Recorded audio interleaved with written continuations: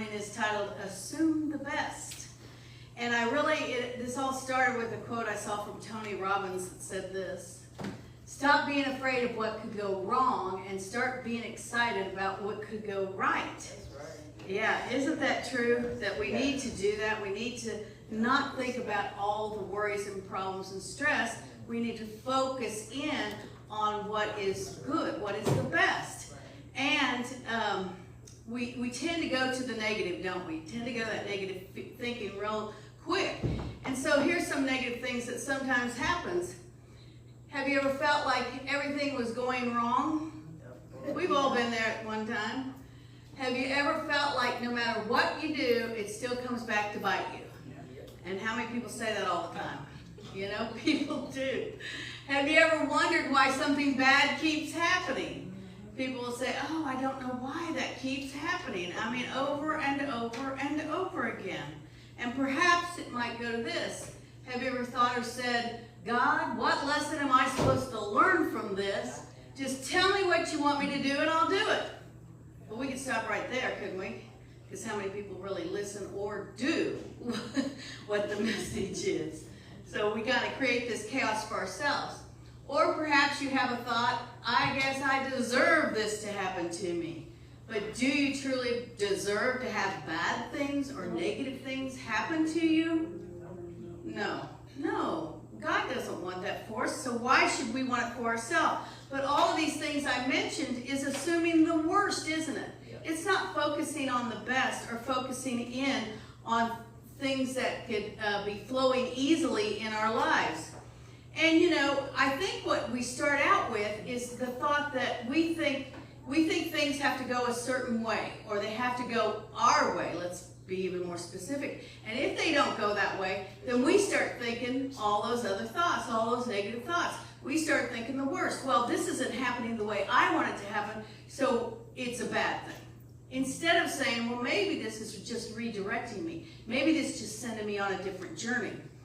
But what happens is we start seeing fear and pessimism and negative, and it holds us in bondage.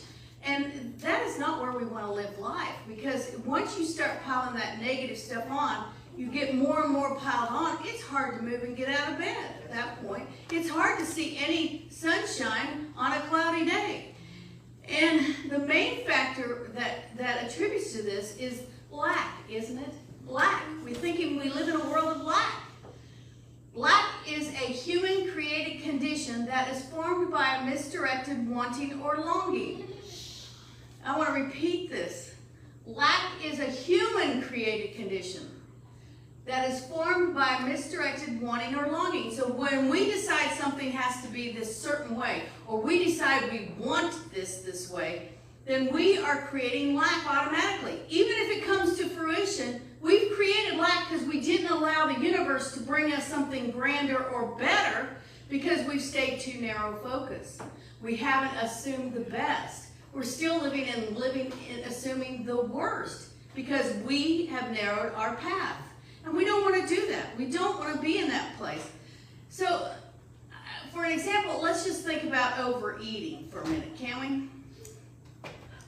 We think we need or want something to eat when in fact we might not even be hungry, right? It could be something else causing us to feel that churning or feel that anxiousness or feel like we need something. It could be something that like a struggle we're having. Or we start thinking about a certain person and that causes us angst and we start going to that place instead of saying, I'm sending love to that person and I'm not going to let this take over my own power. You know, we find ourselves backtracking and thinking about food. I don't know why we do that. Sometimes the thoughts we're having about thinking we need something to eat is our body's telling us something else, like maybe we need water or maybe we need rest. And we get the signals mixed up, and pretty soon those signals are so mixed up that all we're doing is jamming food, right? Yep. I mean, it's a great example of how we do our lives, and we can use that example to see other things in our lives that we create. You know, reliving something that bad is happening. Why is this happening to me all the time? Well, guess what? You're in that spiral of living in that chaos and doing the same old thing over and over again because you think that's what's going to make you feel better. that human condition that we have created, we can undo and come up with a new plan.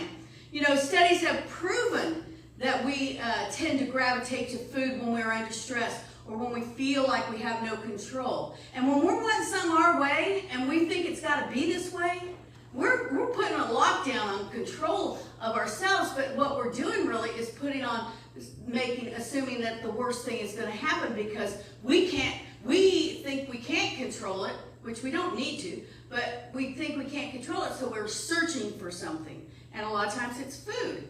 And it all comes down to that fear of lack. The other thing that happens is, and I know you've all been there, you see something really good looking, like, I don't know, dessert or something there on the table that looks so yummy. And you think, or you go through the store and you think, oh God, that looks really good. So you grab it up and you can't hardly wait to get to the car. Maybe you even open it up in the store and start eating it, you know. But the thing about it is, in this day and age, we don't have to do that instant gratification thing. Because guess what? That's going to be there the next time you go to the store. Or if it's not at the store, online shopping has gotten pretty miraculous that you can get that stuff delivered right to your house, whatever it is that you've seen. So again, we have to look at the idea that there is more to life than what is just in this exact moment, or that longing that we have distorted. And what all that does, all of this, is just keeps us in a trap. And that trap is not going to be healthy, is it? And if we're using the idea of overeating, we all know what that can be. We could either have a sugar overload, or we get overweight, or we're just, you know, again, back to the idea that we don't even want to get up out of bed because we just feel lethargic because of the way our diet is or whatever. But we can switch that example to anything in our lives, because guess what? In a relationship that you're trying to control or make it all about us, then you're going to end up being miserable, aren't you? Or worrying about your bills, or worrying about any of it. It's all a matter of lack in the ability of God bringing forth the best for you. And so we have to change our thinking and change those negative thoughts. And, you know, all that stuff that we end up in creates a burden for us. And Fillmore defines burden in the Revealing Word as beliefs in ill health, lack, personal responsibility, prejudice, fear, condemnation, and all other negative things. All those things can feel like a burden, can't they? But do they have to be a burden? No, because ill health, we can pray ourselves well. We can claim health for ourselves instead of focusing on ill or illness.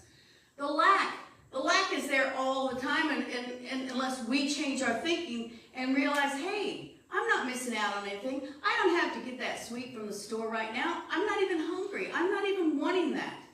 And it changes a lot of things for you. Personal responsibility.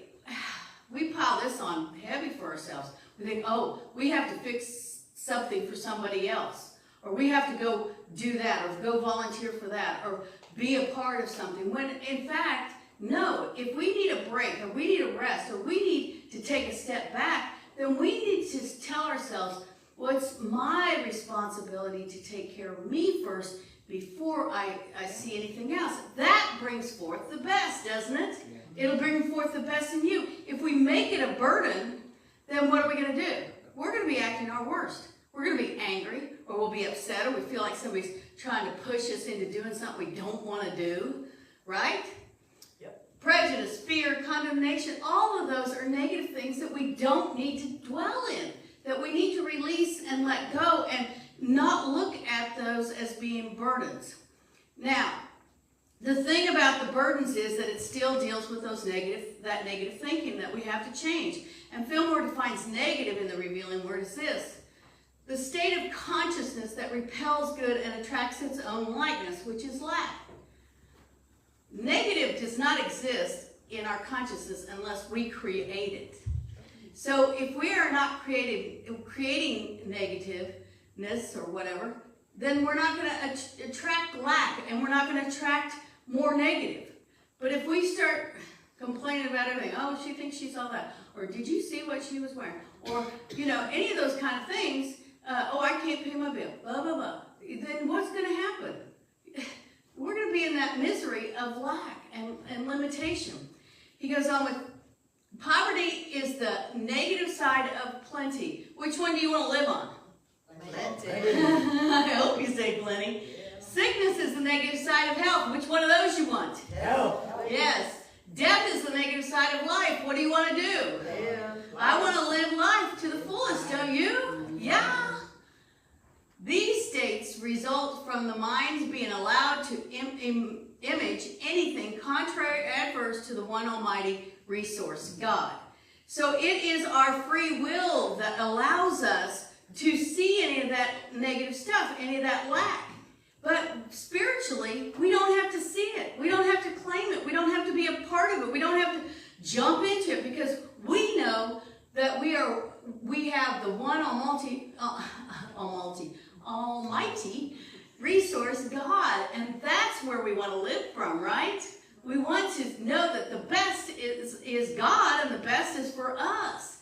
And man, that's the place where we want to go. You know, and I know that none of us want to turn away from God, but people do that, don't they?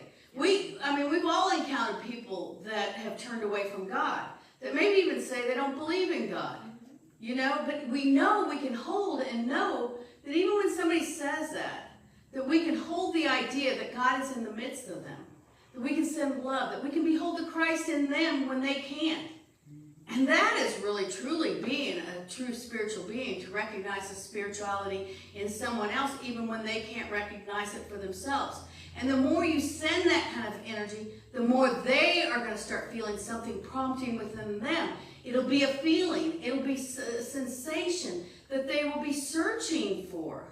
And hopefully they don't go try to find something else to try to fill that void. But hopefully they'll search out spiritual guidance and find that God within them. You know, the thing about it is that bondage that we get into, that a person like that gets into, can overpower their thinking. And we've all probably had those moments, maybe not where we didn't believe in God, but where we felt like God wasn't there for us, you know, like, God, why are you leaving me in this lurch, you know?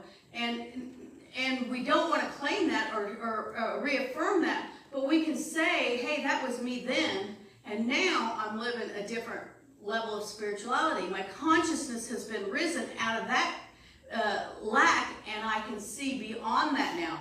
And so when I have those moments of stepping back and saying, am I starting to feel that way? We can lift ourselves out of it more easily, because we know the truth. We know the capital T truth. But what happens with these people that go down that path, that say they don't believe in God, they become pessimistic thinkers, don't they? Everything becomes negative. We've all been around people like that, haven't we? We know somebody that anytime you say anything, it's always, doom and gloom. Everything. I mean, I picture Eeyore in a way, you know, when I get around a person like that, because, you know, Eeyore was always like, you know, from Winnie the Pooh. But it's even worse than that, because you see this person and see the potential, and you know that they aren't seeing their own potential.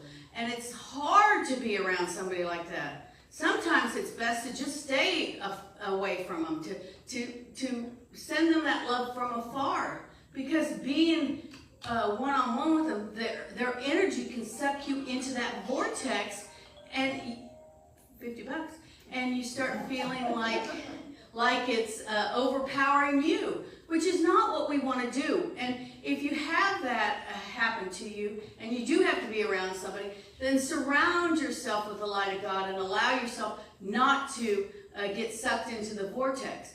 But if you can help yourself to get stronger, I say just send them love from afar, because why throw yourself into the lion's den when you don't have to? But these kind of people are like this. They are the person who always knows something bad will happen, right? Doom and gloom. Or at the very least knows nothing good is going to happen. You can say, oh no, it's going to be okay. Oh no, it's never going to be okay. Right? Yes. Oh yeah. They are the person who has a negative perspective about everything. You could say, look, the sun's peeking out of the clouds. The sun's not peeking. I mean, it's like that all the time. It sucks your energy out, doesn't it? It like makes you want to go crazy.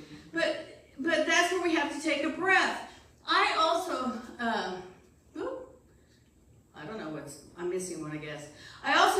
I encounter someone like this, that you do need to send love and behold the Christ in them, and hope that this truth will come through. You got something? Yes, sir. Yes, ma'am. Yes, ma'am. Perfect opportunity. I'm not that smart, but I do know some Shakespeare. And what Shakespeare said about this very thing can change your life. He said, I will hear not those who weep and complain, for their disease is contagious. Ooh. Yeah. Nice. Yeah. Thank you. Yes, that's good. Good wisdom there. So in the book Adam Smashing Power Mind, Filmer wrote, allow nothing in the external to disturb your poison dominion. That is the way of love. Isn't that beautiful? And he goes on with, when you refuse to see negative things, they will disappear. And you will be surprised to see how you will change. And it's true. The more you cross out that error of thinking and say that negativeness is not going to affect me, I'm not going to allow that to get within my world, you start seeing things and being more positive and stuff. Your mind, body, and affairs are the expression of your thoughts. So if you are not happy, change your mental habits. It's flipping the switch, folks. And if you find yourself trapped in a vortex of negativity, go over to the light switch and flip that light switch. To remind you, it's that easy to flip your thinking, to get out of that negative state of mind. It's not hard. This may not seem practical to you at first, but if you will faithfully practice the golden rule. What's the golden rule? Do unto others as you would have others do unto you. And send only thoughts of love to everyone. You will witness practical results. Love. Love is a powerhouse. You can cultivate the habit of seeing the good, the true, the bright side of every subject, and then with your friends, you can bring this side out in conversation, thus keeping yourself positive and poised, and at the same time sowing the seed of truth in the minds of others. Thinking positive, living from that positive energy, you are going to attract people. People are going to pick up on that energy. And you can share that energy with other people. And they will start to feel it. And they will be sharing it. And they will long for more. They won't long for the cookie. They'll be longing for that love and that spiritual guidance and that idea that we are spiritual beings and I want to be around more spiritual beings. It's a good thing. It's so powerful. And the truth will always set us free, won't it? The truth will always set us free, but it's our free will that will get in the way sometimes and make us think negative if we allow it to. We just have to stay focused on changing our thinking. So, we don't want to go down that path of untruth. This untruth can race out of control and yet can be directed back to truth, to God, through the power of denial. We can deny the error of thinking and affirm believing that it has no power over anyone. That's how we get beyond the negative energy and the negative thinking. We deny that it has any power over us. That's creating that bubble around us. Whatever anybody else says, oh, you're ugly. Sorry, you're not talking to me. Because I am in that power of positive energy. I am denying that you have any power over my thoughts. You do not have any power over my actions. You cannot control me, nor can I control you. But I will control my own thinking and make it so that I can believe the truth. The truth that I am a child of God and God wants the best for me. God wants the best. And if we start assuming that we're going to get the best every day, what are we going to get? The best. The best every day. That's where we need to float and go. Is it easy? Yes and no. It just depends on where you're at in that stage of growth. Because you know what? It could be a very deep vortex that somebody's fallen into that is so negative and stuff that they have to go and make amends with other people, that they have to try to fix and bridge over some of the treatment that how they've treated other people. They might even have to, for themselves, forgive themselves at a level that they've never been before. So it could be a little bit difficult for somebody to get out of that, negative thinking, that place of just that yuck. But it's possible. And that's the thing we have to focus on. It's possible to move beyond any kind of negative thinking. It's possible to grasp the positive and not allow the negative to take you down into that vortex. And all we have to do is affirm that we're a child of God. Send love. Behold the Christ in somebody else. Help them through the power of positive thinking and the idea that God is in the midst of them, just like God is in the midst of you. In the great mind, there we go. Take a lot. I already said this. Undoing the negative life they have created while making amends to the ones they have betrayed or injured along the way. So some of these people are going to have to dig deep and build the bridges. In the great mind of God, there is no thought of lack, and such a thought has no rightful place in your mind. So God does not live in the negative. God does not live in lack. God lives in the positive. So we are the ones who make up this junk. It doesn't have anything to do with God. We're making it up in our own human experience. Human created condition. We don't want to keep creating that. We want to end that. We want to live in the positive. So it got me to thinking about even the word assume, because we want to assume the best. So Google gave me this definition of assume. It's supposed to be the case without proof. Take or begin to have power or responsibility are the two definitions, which I kind of like, was kind of like going, okay, so how is this relating? But, it's easy because we start with that first one, supposed to be the case without proof. Now, I feel like this is where we can get into negative thinking, really, into that assume the worst. Because something might or might not be true, but we make it true because we think it's true. This person that you pictured when I said we've all been around a negative person that says, doom and gloom all the time, okay? The person that just can't say anything positive. They will want something to be true, to be the worst experience they ever had. So they'll keep saying that over and over and over again and convince themselves that is the small t truth, not capital T truth, but they will think that. That's how they get to the place where they don't even believe in God, don't believe in the capital T truth, is because they've convinced themselves that it's supposed to be true and they don't need proof. They just convince themselves because their free will is going to allow them to believe something that isn't true. Does that make sense? Yeah, and I think that's where we have to realize that we can suppose something to be so, but we have to look at it like, is it capital T truth? Is it about love and about being a better person? Is it about being a spiritual being? Or is it, digging and going down the negative path? Because then we know that isn't true. And so anyway, we end up in that assuming position. And do we always need proof? When we know capital T truth, when we know beyond knowing that God is in the midst of us, and we got faith, we got love, we got all this powers going, do we need proof? No, we don't, because we know. And we start feeling it and seeing it in our everyday living. It doesn't just stop with walking after you walk out the door. No, we start seeing it. We start seeing a better day. And we wake up and we feel the energy of God moving in and through us. So we don't need proof. We know it's there. But if it's not, I'm here. If we're assuming something negative, then we start making the list of why it's negative, don't we? We validate our own negative thinking. But we don't have to do that when it's truth. When it's capital T truth, we don't have to validate it. We can just know it. If somebody says to you today, well, I don't believe in God, and you say, oh, well, I do. Do you have to say anything else after that? No, because that's the truth. That's where you're coming from. As a spiritual being, you believe in the Creator, the God, whatever you want to call it.